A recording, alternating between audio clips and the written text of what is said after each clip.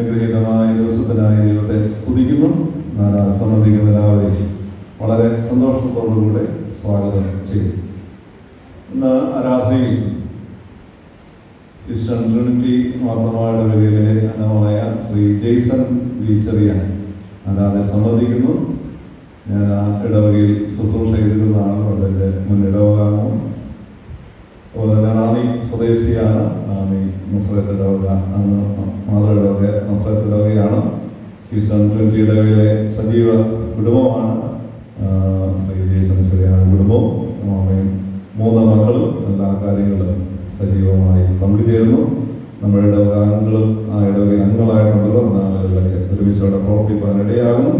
ഞാൻ അവിടെ ശുശ്രൂഷ ചെയ്തപ്പോൾ എന്നോടൊപ്പം ഇടവകയുടെ ശുശ്രൂഷയിൽ അനുഗ്രഹീതമായ നേതൃത്വം ഇതാണ്. നാട്ടിൽ വന്നപ്പോൾ എന്നോടൊപ്പം ആരാണ് സംബന്ധിക്കാനായിട്ട് ആഗ്രഹിച്ച് കടന്നു വന്നാണ്. നമ്മളോട് ഞാൻ സംബന്ധിക്കും. നമുക്ക് ആവശ്യമായ വചന ശുശ്രൂഷ അത് ഞാൻ നിർവഹിക്കുകയും ചെയ്യുന്നു.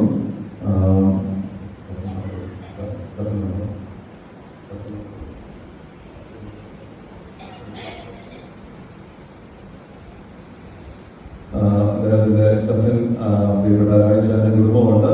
മാവേലിക്ക് ഓർത്തഡോക്സ് സഭാംഗങ്ങളാണ്. അവരുടെ സന്തോഷമാണ്. വളരെ സന്തോഷത്തോടു കൂടെ പെരുമണം മാർത്തോമ ഇടവകയിലേക്ക് സ്വാഗതം ചെയ്യുന്നു.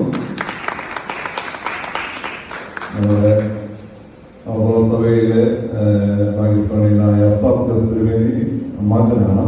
യഥാർത്ഥത്തിൽ സഭയോട് ചേർന്ന് പ്രവർത്തിക്കാനാണ് പ്രത്യേക താല്പര്യമൊക്കെയുണ്ട്. അത് ഞാൻ ദൈവത്തെ സ്തുതിക്കുന്നു. വചന ശുശ്രൂഷയ്ക്കായി പ്രത്യേകം.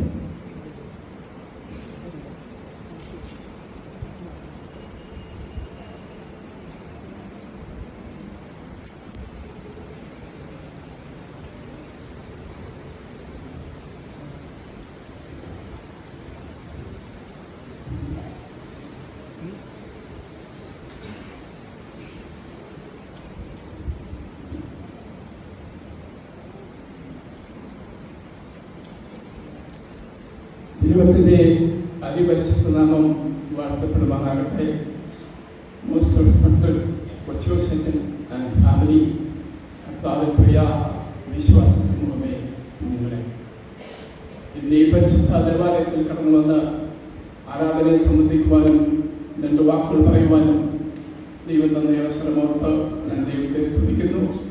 അപ്രകാരം അവസരം തന്ന കൊച്ചോസച്ചനോടും കടന്നു വന്ന നിങ്ങളോടും എല്ലാവരോടും എനിക്കുള്ള നന്ദി, സ്നേഹവും കടപ്പാടും ഞാൻ അറിയിക്കുന്നു. കൊച്ചോസച്ചൻ ഞങ്ങളുടെ ട്രിനിറ്റി മാർത്തോമ ചർച്ചിലെ വികാരിയായിരുന്നു. 3 വർഷക്കാലം ഞങ്ങളുടെ ചർച്ചിൽ ഉണ്ടായിരുന്നു. വളരെ നല്ല സർവീസുകൾ നടത്തി എല്ലാവരുമായിട്ടുള്ള സ്നേഹത്തിൽ ബന്ധപ്പെടുന്ന വ്യക്തിയായിരുന്നു. അച്ഛനെയും കൊച്ചമ്മയും എൻ്റെ മക്കളും അവരൊക്കെ ഞങ്ങളുടെ ഭവനത്തിലൊക്കെ വരുമായിരുന്നു. അച്ഛൻ വരുന്നതിന് മുമ്പ് റാന്നിയിൽ വലിയകാവ് മാർത്തോമ ചർച്ച് ആയിരുന്നു. അവിടെ ഞങ്ങളുടെ കുടുംബബന്ധമുള്ള ചർച്ചകളുണ്ടായിരുന്നു. അവിടുന്ന് അച്ഛൻ ഞാൻ നാട്ടിൽ വന്നപ്പോൾ അച്ഛനെ കൊണ്ട് വരുന്നെന്ന് അറിഞ്ഞു. അപ്പോഴച്ഛനോട് ഞാൻ വിളിച്ച് അച്ഛനോടൊന്ന് സംസാരിക്കുകയും ചെയ്തായിരുന്നു. അത് കഴിഞ്ഞ് അച്ഛന് ട്രിനിറ്റി ചർച്ചിൽ നിന്ന് ഇവിടെ റാന്നിയിലേക്ക് വന്നപ്പോൾ പ്രത്യാശ ഭവനിൽ ഒരു സർവീസ് കഴിഞ്ഞ അനേക വർഷങ്ങളിൽ നടത്തുകയായിരുന്നു. അവിടെ വേദനയിൽ കൂടെ കടന്നു പോകുന്ന അനേക വ്യക്തികളെ സഹായിക്കുന്ന ഒരു വ്യക്തിയായിരുന്നു. അതൊക്കെ ഒത്തിരി ഹാർഡ് വർക്ക് ചെയ്യുന്ന ഒരു അനുഭവമാണ്.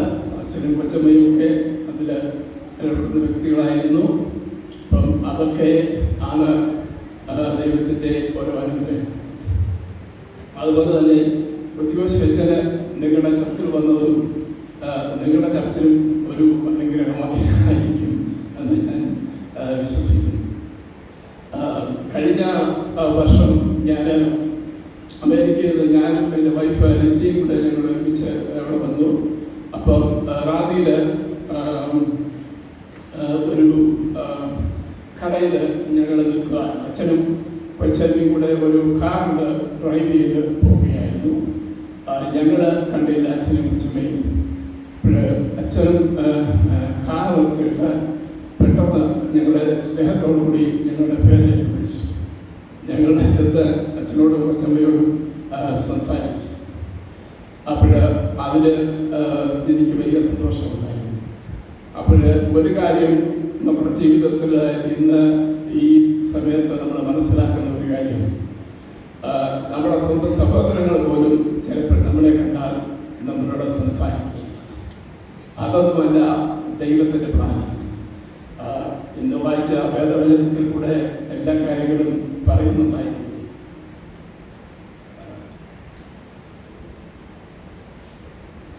ഞാൻ അമേരിക്കയിൽ വന്നത് എൻ്റെ സഹോദരി മോൻസിയുടെ മകളുടെ രേഷ്മയുടെ വിവാഹമായിരുന്നു. കഴിഞ്ഞ ദിവസം 13-ാം തീയതി അത് ആ സർവീസ് വിവാഹമൊക്കെ ഏറ്റവും ഭംഗിയായി നടന്നു. അതുപോലെ നോബിൾ എന്ന് പറയുന്ന ഒരു വ്യക്തിയാണ്. അവൻ്റെ അമേരിക്കയിലെ ന്യൂജേഴ്സിയിലുള്ള ഒരു വ്യക്തിയാണ്. ഞാൻ പലപ്പോഴും അദ്ദേഹത്തോട് സംസാരിച്ചിട്ടുണ്ട്. വളരെ നല്ല ഒരു വ്യക്തിയാണ്. ദൈവസ്നേഹത്തിൽ വളർന്ന ഒരു വ്യക്തിയാണ്. അപ്രകാരം ഒരു വ്യക്തി ഞങ്ങളുടെ കുടുംബബന്ധമായിട്ട് വിവാഹം നടന്നതിൽ ഞങ്ങൾക്കും വലിയ സന്തോഷം. പിന്നെ ഈ നിങ്ങൾക്ക് എല്ലാവർക്കും അറിയാവുന്ന ഒരു കാര്യമാണ്, അമേരിക്കയിൽ ഇവിടെ അടുത്ത് മുണ്ടോലി ഫാമിലി കാര്യമൊക്കെ അറിയാം. അതുപോലെ തന്നെ ഡോക്ടർ ഗിവർഗീസ് മാർ സ്തത്യോസ് തിരുമേനിയപ്പച്ചനെ അറിയാവുന്ന എല്ലാ വ്യക്തികളും ഇവിടെ കാണും. ലോകത്തിലെ സകല രാജ്യങ്ങളിലും സുവിശേഷം പ്രസംഗിച്ച എൻ്റെ അമ്മയുടെ സഹോദരൻ എൻ്റെ ജീവിതത്തിലെ ഒരു പ്രത്യാശയും ധൈര്യവും പ്രചോദനവുമാണ്. തിരുമേനിയപ്പച്ചനിൽ കൂടെ അനേക കാര്യങ്ങൾ മനസ്സിലാക്കുവാൻ, ദൈവസ്നേഹം മനസ്സിലാക്കുവാൻ ഒക്കെ ഞങ്ങളുടെ കുടുംബത്തിലും ഞങ്ങൾക്കും അനേക വ്യക്തികൾക്ക് സാധിച്ചിട്ടുണ്ട്. 1000 അച്ഛന്മാരെ പഠിപ്പിച്ചു, 30 തിരുമേനിമാരെ പഠിപ്പിച്ചു, 2 ബാബ തിരുമേനിമാരെ പഠിപ്പിച്ചു. ഇന്ത്യയിലെ 30 ഓർഫനേജുകൾ പഠിച്ചു. ഞാൻ അമേരിക്കയിൽ പല വ്യക്തികളോട് തിരുമേനിയെക്കുറിച്ച് പറഞ്ഞു. അപ്പോഴവരെന്നോട് പറഞ്ഞു, we never heard about such a wonderful person. അപ്പോൾ അതുപോലെ നല്ല ദൈവ പ്രവൃത്തികൾ ചെയ്ത ഒരു വ്യക്തിയാണ്. തിരുമേനിയപ്പച്ചൻ ഈ ലോകം വിട്ട് കടന്നു പോകുന്നതിൻ്റെ 2 ആഴ്ച മുമ്പ് തൻ്റെ അന്ത്യ കൽപ്പനയിൽ ചില കാര്യങ്ങൾ പറഞ്ഞു. ഒരു കാര്യം പറഞ്ഞ് തിരുമേനിയപ്പച്ചൻ എഴുതിയ ഒരു പാട്ട്, അതിനെക്കുറിച്ച് പറഞ്ഞത് ഇതെൻ്റെ ഹൃദയ സ്പന്ദനമാണ് എന്നാണ്. അതിനെക്കുറിച്ച് ഒരു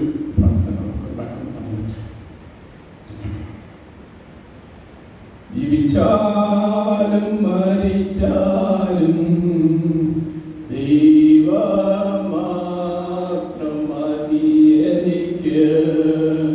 ജീവനും മരണവും ഒരുപോലെ കാൽവരി തന്നൊരു വൻ ധൈര്യം. ജീവിച്ചാലും മരിച്ചാലും ദൈവം മാത്രം മതി എനിക്ക്. അതിനെക്കുറിച്ചാണ് തിരുമേനിയപ്പച്ചൻ പറഞ്ഞത്, ഇതെൻ്റെ ഹൃദയ സ്പന്ദനമാണ് എന്ന്. അപ്രകാരം വിശ്വസിക്കുന്ന കുറച്ച് വ്യക്തികളൊക്കെ ഈ ലോകത്തിൽ കാണും. എന്നാൽ അപ്രകാരം വിശ്വസിക്കുന്ന ഒരു വ്യക്തിയായിരുന്നു മർത്തോമായിലെ ക്രിസോസ്റ്റമോസ് വലിയ തിരുമേനിയപ്പച്ചൻ. ക്രിസ്താക്യോസ് തിരുമേനിയുമായിട്ട് വളരെ അടുപ്പവും സ്നേഹമുള്ള ഒരു വ്യക്തിയായിരുന്നു വലിയ തിരുമേനി. അതുപോലെ തന്നെ തൻ്റെ അന്ത്യകൽപ്പനയിൽ തിരുമേനിയപ്പച്ചൻ പറഞ്ഞൊരു കാര്യം, എൻ്റെ ഹൃദയത്തിൻ്റെ ഒരാഗ്രഹം ഞാൻ ഈ ലോകം വിട്ട് കടന്നു പോകുമ്പോൾ ദൈവസന്നിധിയിലേക്ക് ചെല്ലണമെന്നുള്ളതാണ് എൻ്റെ ഹൃദയത്തിൻ്റെ ആഗ്രഹം.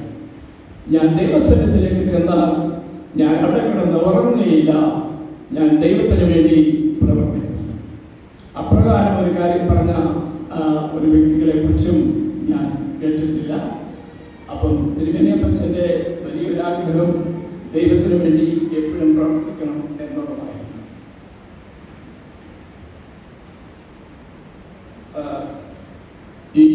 ഇന്ന് ഈ അടുത്ത സമയത്ത് ഞാൻ മെസ്സേജ് ചിലപ്പോൾ കേൾക്കുന്ന ഒരു വ്യക്തിയാണ് മാത്യൂസ് വയറമണിൽ അച്ഛൻ എന്ന് പറയുന്നത്. മൊത്തമായ സഭയിലെ അച്ഛനാണ്. നിങ്ങൾ പലരും ആ മെസ്സേജുകൾ കേൾക്കുന്നുണ്ടായിരിക്കും. ആ അച്ഛൻ്റെ മെസ്സേജുകൾ അനേക വ്യക്തികൾ ആ മെസ്സേജുകൾ ശ്രദ്ധിക്കാറ് ഉണ്ട്. ആ മെസ്സേജുകൾ കേൾക്കുന്ന വ്യക്തികൾക്ക് വലിയ ആശ്വാസവും അനേകർക്ക് ശാന്തിയും സമാധാനവും ഒക്കെ ലഭിച്ചു. അച്ഛന് ഒരു ചെറുപ്പക്കാരനായിരുന്നപ്പോൾ സ്വന്തം പിതാവ് ഭയങ്കരമായിട്ട് കണ്ടുപിടിക്കുന്ന ഒരു വ്യക്തിയാണ്. അതുകൊണ്ട് വീട്ടില് രാത്രിയിൽ വരുമ്പോൾ സ്വന്തം കുടുംബത്തിൽ കിടന്നുറങ്ങുവാൻ അദ്ദേഹത്തിന് ഒരവസരമില്ലായി. അതുകൊണ്ട് വീടിന്റെ പുറത്തേക്ക് ഇറങ്ങി ഒരു മരത്തിന്റെ ചുവട്ടിൽ കിടന്ന് ആയിരുന്നു ഉറങ്ങുന്നത്. അവിടെ കിടന്നായിരുന്നു ഫുഡ് കഴിക്കുന്നത്. ചിലപ്പോൾ ഫുഡ് കഴിക്കുമ്പോൾ രാത്രിയിൽ അത് ലൈറ്റൊന്നും ഇല്ലാത്തതുകൊണ്ട് എല്ലാം കാണാൻ പറ്റത്തില്ല. ഉറുപ്പുള്ള ഫുഡുകൾ പോലും ചിലപ്പോൾ കഴിക്കുന്നത്. ഈ ചെറുപ്പക്കാരനായിരുന്ന ഒരു വ്യക്തിയും ഇത്രയധികം വേദനയിൽ കൂടെ കടന്ന സ്വന്തം കുടുംബാംഗങ്ങൾ ഇത്രയധികം വേദനയിൽ കൂടി കടന്നു പോകുന്ന ഒരു ചെറുപ്പക്കാരനെ കുറിച്ചും ഞാൻ കേട്ടിട്ടുണ്ട്. അദ്ദേഹം പിന്നീട് പഠിക്കുവാൻ തുടങ്ങി. പഠിക്കുവാൻ ഒരു ബുദ്ധിയും കഴിവും ഒന്നുമില്ലായിരുന്നു. അത് കഴിഞ്ഞ് ബൈബിള് സർവീസുകൾ പഠിക്കുവാൻ വേണ്ടി ദൈവസ്നേഹത്തിൽ വളരുവാൻ വേണ്ടി അതായിരുന്നു പിന്നെ അദ്ദേഹത്തിൻ്റെ വലിയൊരു ആഗ്രഹം. 10 വർഷക്കാലം അങ്ങനെ പഠിച്ചു. അത് പഠിച്ചു കഴിഞ്ഞപ്പോൾ അച്ഛന് സംസാരിക്കുവാനും പ്രാർത്ഥിക്കുവാനും ഒന്നും ധൈര്യമില്ല. അച്ഛൻ പറയുന്നത് ഞാൻ കേട്ടു, അനേക വ്യക്തികൾ അച്ഛനെതിരായിട്ട് സംസാരിക്കുമായിരുന്നു. നീ എന്തിനാണ് ബൈബിൾ പഠിച്ചത് എന്ന് ചോദിച്ചു. അപ്പൊ കഴിഞ്ഞ അനേക വർഷങ്ങളായിട്ട് ഈ മലയാളത്തില് ഏറ്റവും കൂടുതൽ മെസ്സേജ് പറയുന്നത് ലക്ഷക്കണക്കിന് ആൾക്കാർ ശ്രദ്ധിക്കുന്നത് ഈ അച്ഛൻ്റെ മെസ്സേജുകളാണ്. അത് ലോകത്തിലെ അനേക ജനങ്ങൾ യൂട്യൂബ് ചാനലിൽ കൂടെ കാണാം. മാത്യൂസ് വയലമണി വെച്ച് നിങ്ങൾ പറഞ്ഞു കേട്ടിട്ടുണ്ടായിരിക്കും. അപ്രകാരം പറയുന്ന ബൈബിൾ വചനത്തെക്കുറിച്ചും പറയും. ബൈബിൾ വചനത്തെക്കുറിച്ച് അദ്ദേഹം പറയുന്ന കാര്യം, വിശുദ്ധ വചനം ഇത് ഇരുപനവാളിനേക്കാൾ മൂർച്ചയേറിയ വാളാണ്. ഈ വചനത്തിൽ പൂർണ്ണമായി വിശ്വസിക്കുന്നത്, അവരുടെ ഹൃദയത്തിൽ പറഞ്ഞാൽ അതായിരിക്കും നമ്മുടെ ജീവിതത്തിലെ ഏറ്റവും വലിയ നന്മകളെന്ന് അച്ഛന് എപ്പോഴും പറയും. അപ്പോൾ അതുപോലെ തന്നെ അനേക വ്യക്തികൾക്ക് സൗഖ്യം കൊടുത്തിട്ടുണ്ട്. അനേക അത്ഭുതകരമായ അനേക കാര്യങ്ങൾ ചെയ്യുന്നുണ്ട്. അതൊക്കെ ദൈവം വഴി നടത്തും. അപ്പൊ പ്രതിസന്ധിയിൽ കൂടെ കടന്നു പോകുന്ന വ്യക്തികളെയും ദൈവം വഴി നടത്തും. ഞാൻ വ്യക്തിപരമായി പറഞ്ഞാൽ എൻ്റെ ജീവിതത്തിൽ ലഭിച്ച എൻ്റെ നന്മകളും ഒന്നും എൻ്റെ മിടുക്കും കഴിവും കൊണ്ടും ഒന്നുമല്ല. എൻ്റെ ഹൃദയത്തിൽ എനിക്ക് ആഗ്രഹമുള്ള അനേക കാര്യങ്ങളുണ്ടായിരുന്നു. അതിനൊക്കെ ചിലതിനൊക്കെ ഞാൻ വളരെ ഹാർഡ് വർക്കുകൾ ചെയ്തിട്ടുണ്ട്. ആ ഹാർഡ് വർക്കുകൾ ചെയ്ത പല കാര്യങ്ങളും നടന്നിട്ടില്ല. എന്നാൽ ആഗ്രഹിച്ച ചില കാര്യങ്ങളൊക്കെ ദൈവം അത്ഭുതകരമായി നടത്തിയിട്ടുണ്ട്. അതുകൊണ്ട് ഞാൻ ഈ ദൈവത്തിൽ പൂർണ്ണമായി വിശ്വസിക്കുന്നു. ഇന്ന് ഉച്ചവശൻ വായിച്ച വേദവചനം മത്തായിയുടെ സുവിശേഷം 5-ാം അധ്യായം 43 മുതൽ 48 വരെയുള്ള വാക്യങ്ങളാണ്. യേശുക്രിസ്തു തന്റെ ശിഷ്യന്മാരോട് പറഞ്ഞത്, നിങ്ങൾ നിങ്ങളുടെ ശത്രുക്കളെ സ്നേഹിക്കുകയും നിങ്ങളെ ഉപദ്രവിക്കുന്നവർക്ക് വേണ്ടി പ്രാർത്ഥിക്കുകയും. ഇത് ഇന്ന് ഈ പ്രതിസന്ധി കഴിഞ്ഞ ലോകത്തില് ദൈവത്തിന്റെ വലിയ ഒരു വാഗ്ദത്തമാണ്. ഇത് യേശുക്രിസ്തു തന്റെ ശിഷ്യന്മാരോട് മാത്രമാണ് പറഞ്ഞത്. ഈ ലോകത്തിലെ സകല ജനങ്ങളും മനസ്സിലാക്കേണ്ട ഒരു കാര്യമാണ്. ഇന്ന് ഈ ലോകം പല പ്രതിസന്ധികളും കടന്നു പോകുന്നുണ്ട്. ഈ റഷ്യ യുക്രൈൻ പ്രോബ്ലം നമുക്കറിയാം. അതിൽ കൂടെ അനേക വേദനയിൽ കൂടെ കടന്നു പോകുന്നുണ്ട്. അത് കണ്ട ഒരു ന്യൂസ് എനിക്ക് വലിയ മനപ്രയാസം തന്നു. അവര് 10 വയസ്സിൽ കുറഞ്ഞ 1000-ൽ കൂടുതൽ കുഞ്ഞുങ്ങളെ കൊന്നു, വെടിവെച്ച് കൊന്നു.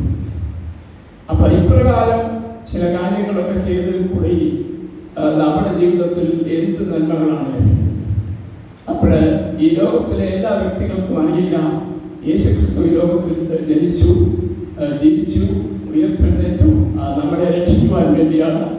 അപ്പോൾ യേശുക്രിസ്തുവിനെ മനസ്സിലാക്കുന്ന, യേശുക്രിസ്തു ലോകത്തിൽ ജനിച്ചുവെന്നും ജീവിച്ചുവെന്നും ഒക്കെ ഈ ലോകത്തിലെ സകല ജനങ്ങളും മനസ്സിലാക്കിയാൽ അതൊക്കെയാണ് എല്ലാ വ്യക്തികളും എല്ലാ സഭയുടെയും ഏറ്റവും വലിയ ആഗ്രഹം.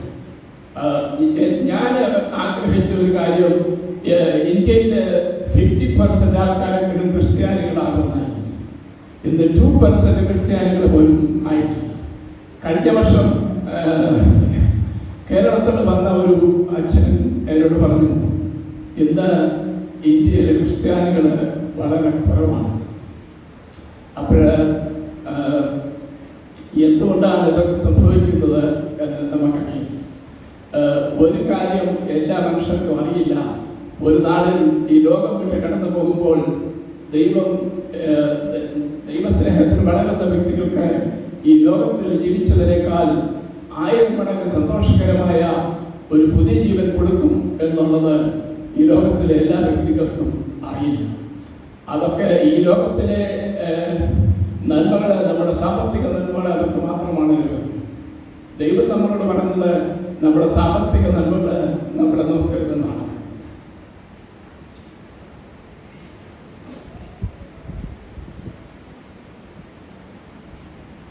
അതുപോലെ തന്നെ ബൈബിളിൽ പറയുന്ന ഒരു കാര്യം, നിന്റെ സഹോദരനെ നിന്നെ പോലെ തന്നെ സ്നേഹിക്കണം, നിന്റെ അയൽക്കാരനെയും നിന്നെ പോലെ തന്നെ സ്നേഹിക്കണം എന്ന് പറയുന്നു. അപ്രകാരം സ്നേഹിക്കുന്ന എത്ര വ്യക്തികൾ ഈ ലോകത്തിലുണ്ടെന്ന് നമുക്ക് അറിയില്ല. അപ്രകാരം എല്ലാവരും സ്നേഹിക്കുകയാണെങ്കിൽ അതായിരിക്കും ഈ ജീവിതത്തിലെ ഏറ്റവും വലിയ നന്മകൾ. ഈ വിശുദ്ധ ബൈബിളില് നമ്മളെ എല്ലാ കാര്യങ്ങളും ദൈവം പറഞ്ഞ് മനസ്സിലാക്കുന്നു.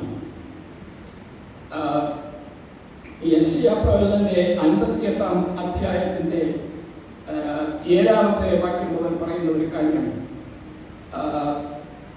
ഇതല്ലയോ എനിക്ക് ഇഷ്ടമുള്ള ഉപവാസം, വിശപ്പുള്ളതിന്റെ അപ്പം നോക്കി കൊടുക്കുന്നതും, അലഞ്ഞു നടക്കുന്ന സാധുക്കളെ നിന്റെ വീട്ടിൽ ചേർക്കുന്നതും, നഗ്നനെ കണ്ട് അറിയിപ്പിക്കുന്നതും, നിന്റെ മാംസരക്തങ്ങളായിരിക്കുന്നതും, നിന്നെ തന്നെ മറയ്ക്കാതിരിക്കുന്നതും അല്ലയോ? അപ്പോൾ നിന്റെ വെളിച്ചം ഉഷസ് പോലെ പ്രകാശിക്കും, നിന്റെ മുറിവുകൾക്ക് വേഗത്തിൽ പുറത്തു വരും, നിന്റെ നീതി നിനക്ക് മുൻപായി നടക്കും, യഹോവയുടെ മഹത്വം നിന്റെ പിൻപിട ആയിരിക്കും, അപ്പോൾ നീ വിളിക്കും, യഹോവ ഉത്തരം. നമ്മുടെ ദൈവത്തിന്റെ അതിശ്രേഷ്ഠമായ ഒരു വചനമാണ് നമ്മളോട് പറയുന്നത്. അപ്പോൾ ഈ വചനങ്ങളൊക്കെ വിശ്വസിച്ച്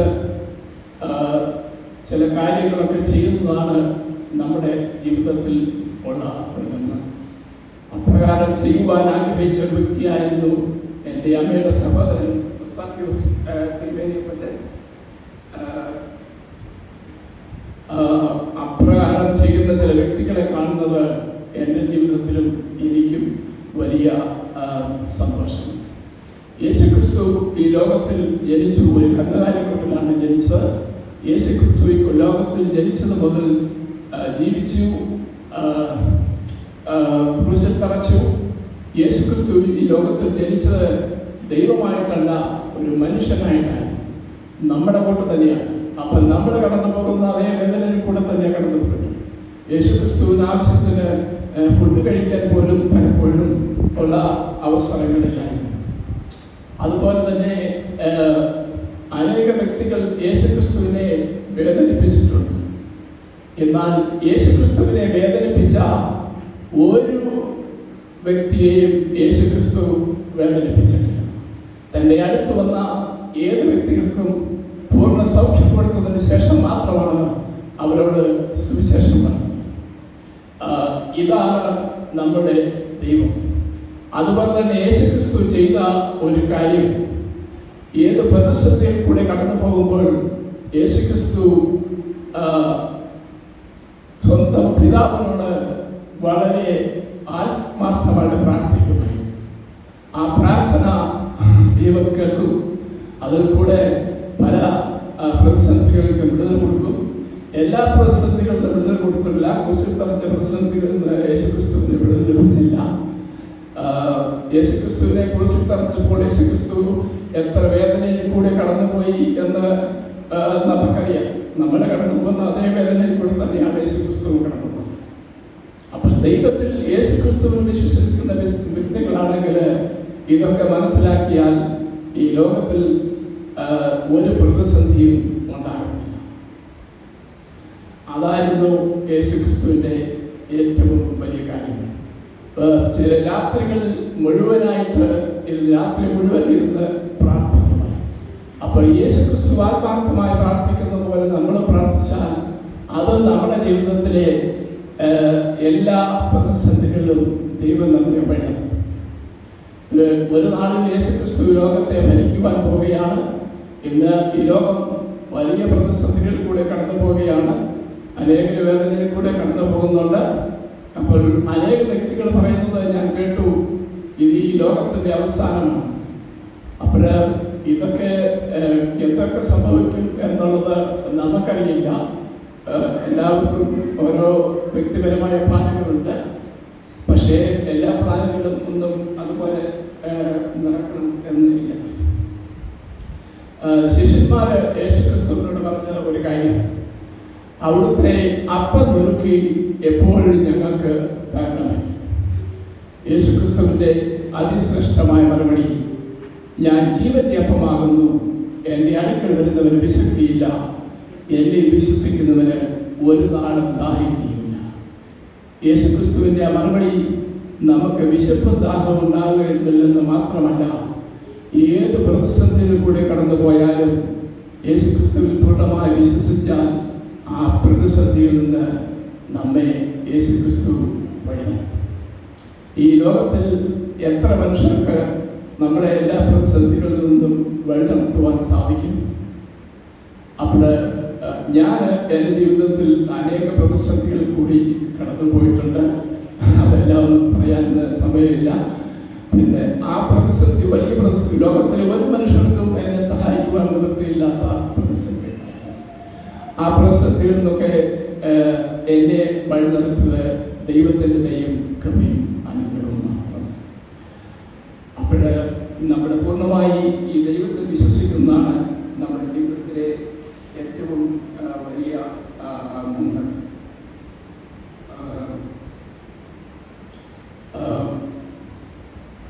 നിങ്ങൾ കേട്ടിട്ടുണ്ടായിരിക്കും തോമസ് നീലാർവണം സാറിനെ. തോമസ് നീലാർവണം സാറ് സത്യസ്ഥിതിയെ കുറിച്ച് 5 ബുക്കുകൾ പബ്ലിഷ് ചെയ്തു. അതുപോലെ തന്നെ സത്യസ്ഥിതിയെ കുറിച്ച് ഞാനും ഒരു ബുക്ക് പബ്ലിഷ് ചെയ്തു. ആ ബുക്കുകളൊന്നും ഇന്ന് എൻ്റെ കയ്യിൽ ഇല്ല. അതുപോലെ ഭക്തമായ ക്രിസോസ്റ്റമസ് വലിയ തിരുമേനിയെ കുറിച്ചും തോമസ് നീലാർവണം ഒരു ബുക്ക് എഡിറ്റ് ചെയ്തു, പബ്ലിഷ് ചെയ്തു. അമേരിക്കയുടെ ഒരു വ്യക്തിയാണ്. അതിലൊരു ആർട്ടിക്കിൾ എഴുതുവാൻ, തിരുമേനിയെ കുറിച്ച് ചില കാര്യങ്ങൾ എഴുതുവാൻ എനിക്ക് ഒരു അവസരം ലഭിച്ചു. അതിലും എനിക്ക് സന്തോഷമുണ്ട്. തോമസ് നീലാർവണം കഴിഞ്ഞ ഒരു മാസങ്ങൾക്ക് മുമ്പ് ഈ ലോകം വിട്ട് ദൈവസേനത്തിലേക്ക് കടന്നുപോയി. അത് നിങ്ങൾക്കും അറിയുന്നു. ഭക്തന്മാരെ ക്രിസോസ്റ്റമസ് വലിയ തിരുമേനി ഞങ്ങളുടെ റാന്നിയിലാണ് ഇവിടെ തെക്കോമലയിൽ ഒരു ദിവസം അവിടെ വന്ന് ഞങ്ങളുടെ നെയ്ബറിനോട് ചോദിച്ചു, ഇവിടുത്തെ മുസ്ലിം പള്ളി എവിടെയാണെന്ന് ചോദിച്ചു. അപ്പോൾ അദ്ദേഹം ആ മുസ്ലിം പള്ളിയിലേക്ക് അദ്ദേഹത്തെ കൊണ്ടുപോയി. അപ്പം അവിടെ ചെന്ന് തിരുമേനിയുടെ ബർത്ത്ഡേക്ക് വേണ്ടി അവരെ വിളിച്ചതാണ്, ബർത്ത്ഡേ സെലിബ്രേറ്റ്. അപ്പോൾ ക്രിസ്ത്യാനികളുടെ ഏതെങ്കിലും ഒരു ബർത്ത്ഡേക്ക് ഏതെങ്കിലും മുസ്ലിങ്ങൾ അവരെ വിളിക്കും. അപ്പോൾ ക്രിസോസ്റ്റമസ് വലിയ തിരുമേനി അപ്രകാരം ദൈവസ്നേഹമുള്ള വലിയൊരു വ്യക്തിയായി. അതുകൊണ്ടാണ് അനേക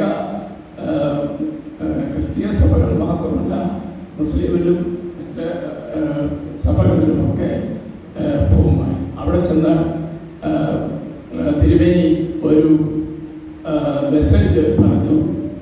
അവിടെ ഇരുന്ന വ്യക്തികൾക്കും അത് കേട്ടതിൽ ഒരു വലിയ സന്തോഷം ഉണ്ടായി.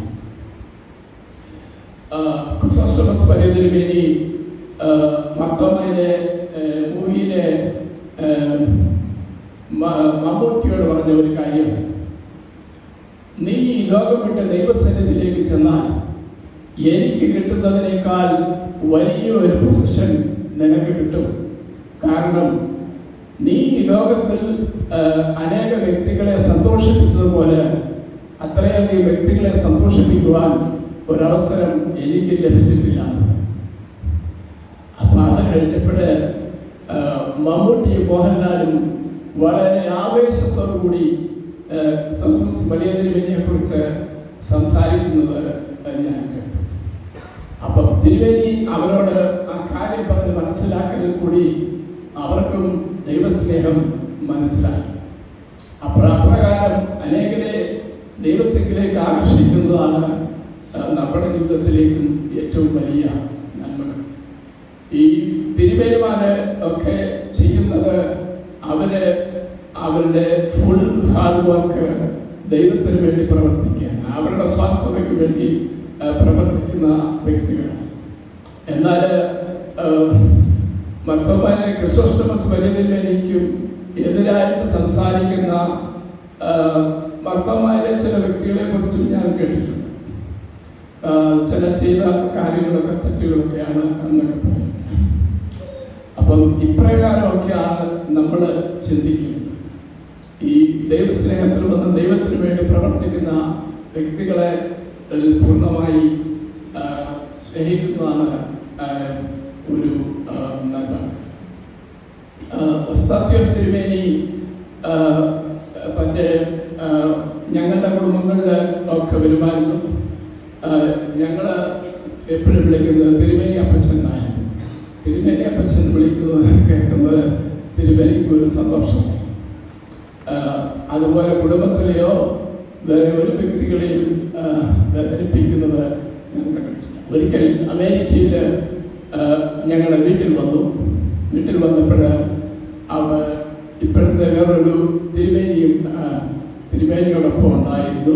ഒരു ദിവസം പറഞ്ഞു, കാനഡയിലുള്ള ഒരു വ്യക്തിയെ ഒന്ന് വിളിക്കണം എന്ന് പറഞ്ഞു. അപ്പം അദ്ദേഹം ആ കാനഡയിലുള്ള വ്യക്തിയെ വിളിച്ചപ്പോൾ തിരുമേനി അദ്ദേഹത്തിന് പറഞ്ഞു, ഞാൻ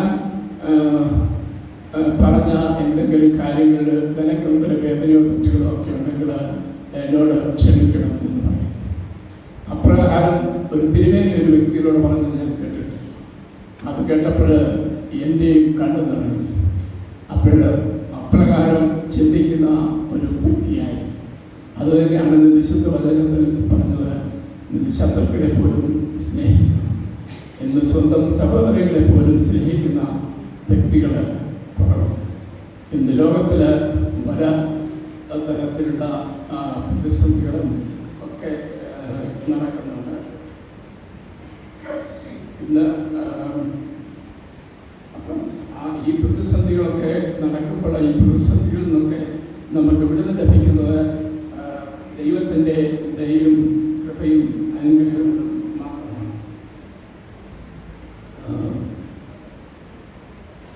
ഈ ലോകത്തിൽ നമ്മുടെ ജീവിതത്തിലെ ദൈവത്തിൻ്റെ ഏറ്റവും വലിയൊരു ആഗ്രഹം ഈ ലോകത്തിൽ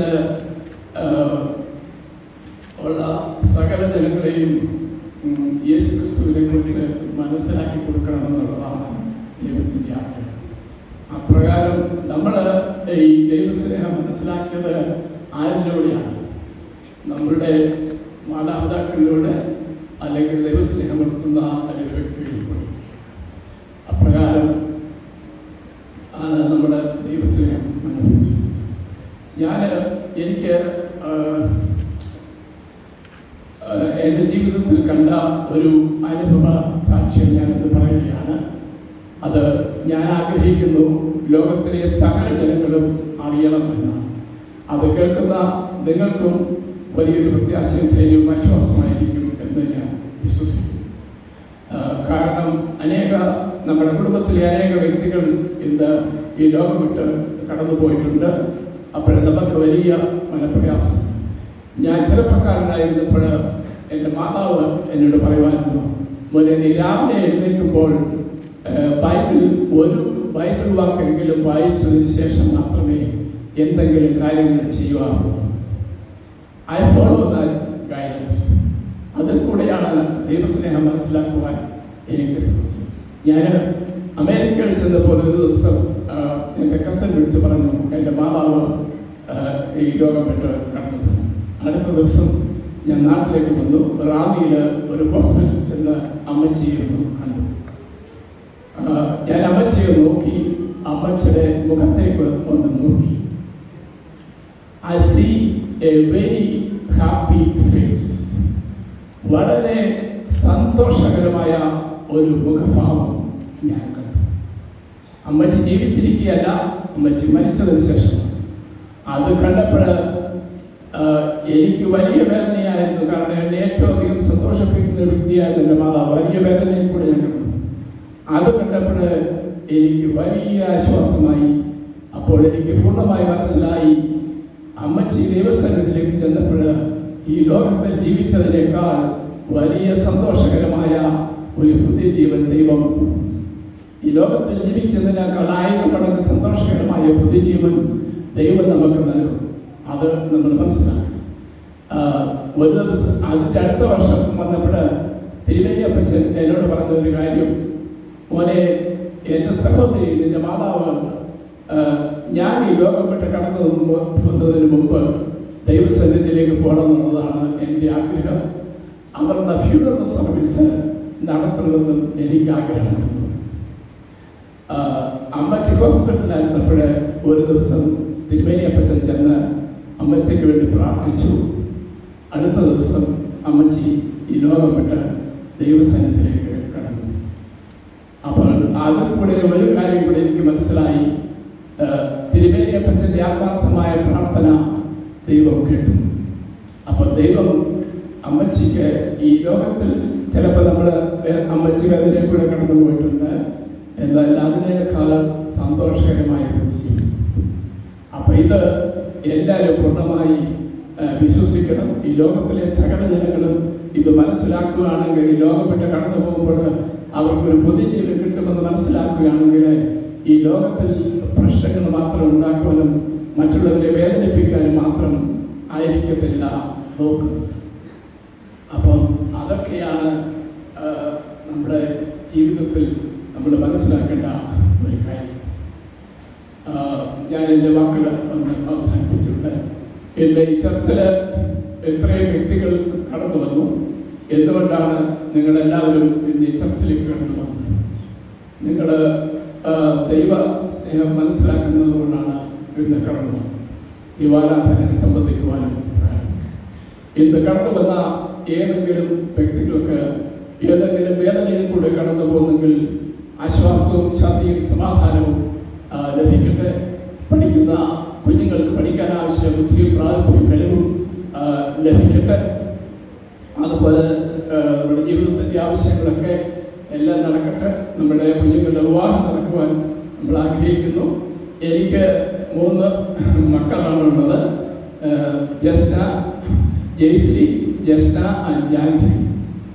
അവർ മൂത്ത മകള് ജോലിയാണ്, ഇളയ മകള് ജോലിയാണ്, രണ്ടാമത്തെ മകള് ഫിസിക്കൽ തെറാപ്പി കോഴ്സ് പഠിച്ചുകൊണ്ടിരിക്കുകയാണ്.